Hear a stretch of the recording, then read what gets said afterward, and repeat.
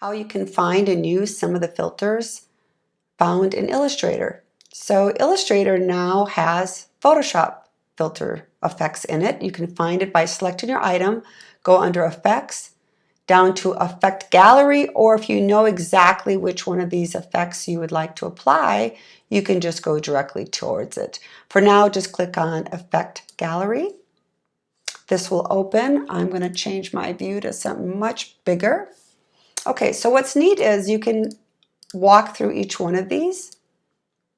You can change the number of levels and the amount of detail in them for each one if you'd like. So they have it set to a default, but you can go through each one of these and modify it as you'd like, which is pretty cool. Brush size, the sharpness.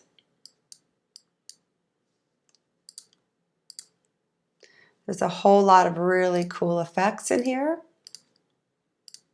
So I want you to spend a little time and go through each one just so you're familiar with it.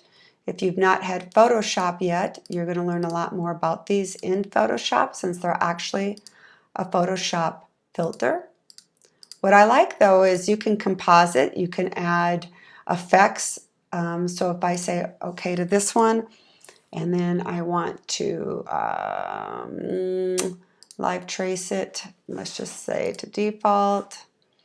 I want more detail than that, so I can say to sketch art. And no, I don't want silhouettes. Let's do shades of gray. And a lot more detail. And actually, let's do this one. Let's go even higher, I guess. Now if I expand, I say copy, and then let me place in the sunflower again. And if I put that underneath here, send it to the back, take this top one and hit something like multiply.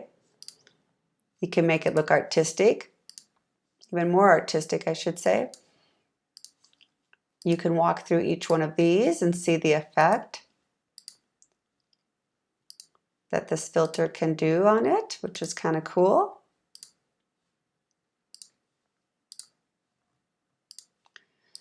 The possibilities really are quite endless, so spend a little time and play with these.